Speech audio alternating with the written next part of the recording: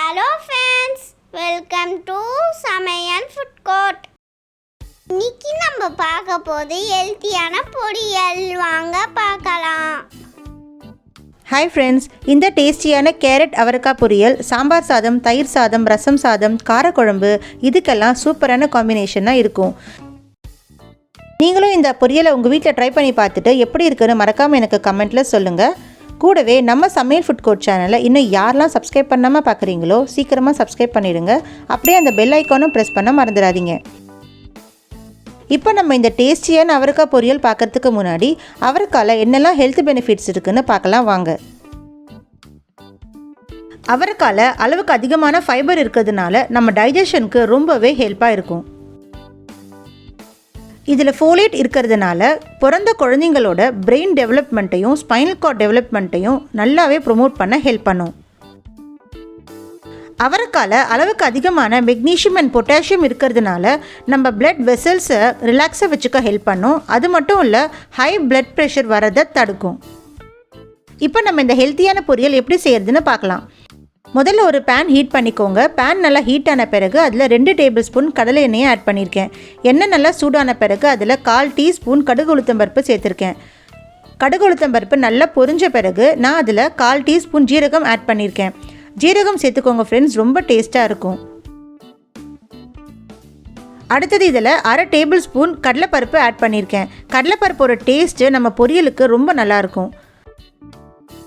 அதனால் நீங்களும் கண்டிப்பாக சேர்க்க மறந்துடாதீங்க. இப்போ இந்த கடலைப்பருப்பு கொஞ்சம் ஃப்ரை ஆகிற வரைக்கும் நம்ம இதை வதக்கிக்கலாம். அடுத்தது நான் இதில் 2 பச்சை மிளகாவை இந்த மாதிரி கட் பண்ணி ஆட் பண்ணியிருக்கேன். கூடவே ஒரு மீடியம் சைஸ் பெரிய வெங்காயத்தை ஃபைனாக சாப் பண்ணி ஆட் பண்ணியிருக்கேன். இப்போ இதை ஒரு நிமிஷம் நல்லா வதக்கிக்கோங்க. வதங்கின பிறகு நான் இதில் கொஞ்சமாக கருவேப்பிலை சேர்த்துருக்கேன். இப்போ இந்த வெங்காயம் பச்சை மிளகாலாம் ஒரு 2 நிமிஷம் நல்லா வதக்கிக்கலாம். நல்லா வதங்கின பிறகு நான் இன்னைக்கு 100 கிராம் கேரட், 100 கிராம் அவரைக்காவை இந்த மாதிரி ஃபைனாக சாப் பண்ணி எடுத்திருக்கேன். நீங்கள் இந்த ஷேப்பில் சாப் பண்ணிங்கன்னா தான் உங்கள் குழந்தைங்களுக்கு சாப்பிட ரொம்ப ஈஸியாக இருக்கும். அதனால் இந்த மாதிரி நல்லா ஃபைனாக சாப் பண்ணிக்கோங்க. இப்போ இதை சேர்த்த பிறகு நல்லா கலந்து விட்டுக்கோங்க. ஸ்டவ் நல்லா மீடியம் ஃப்ளேமில் வச்சுட்டு கைவிடாமல் இந்த மாதிரி 1 நிமிஷம் நல்லா வதக்கிக்கலாம்.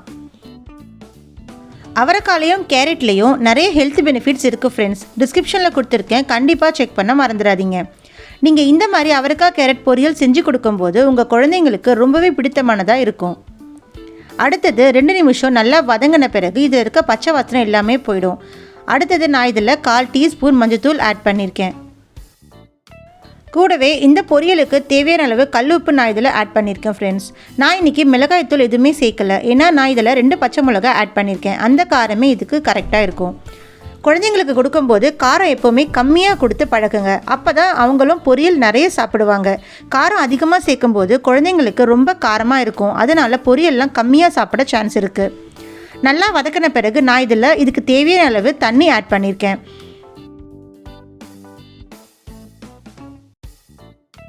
தண்ணி சேர்த்த பிறகு நல்லா இந்த மாதிரி கலந்து விட்டுக்கோங்க. இப்போ ஒரு 5 நிமிஷம் மீடியம் ஃப்ளேமில் வச்சுட்டு தட்டு போட்டு இந்த மாதிரி மூடி வச்சுருங்க. இந்த மாதிரி மூடி சமைக்கும் போது நமக்கு பொரியல் சீக்கிரமாகவே செஞ்சு முடிச்சிடலாம்.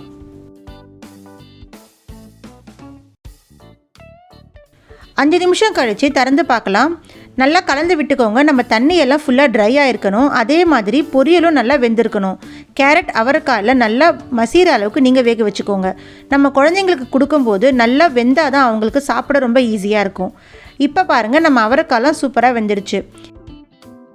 இப்போ தண்ணிலாம் ட்ரை ஆகிற வரைக்கும் நம்ம இதை ஹை ஃப்ளேமில் வச்சுட்டு நல்லா வதக்கி விட்டுக்கலாம். தண்ணிலாம் ஃபுல்லாக ட்ரை ஆன பிறகு அடுத்தது நான் இதில் 1/2 கப் துருவின தேங்காய் ஆட் பண்ணியிருக்கேன் ஃப்ரெண்ட்ஸ். இந்த தேங்காய் சேர்க்கும் போது தான் நம்ம பொரியலுக்கு எக்ஸ்ட்ரா டேஸ்ட்டையும் ஃப்ளேவரையும் கொடுக்கும். கண்டிப்பாக நீங்களும் இதை ட்ரை பண்ணி பாருங்கள், ரொம்ப சூப்பராக இருக்கும்.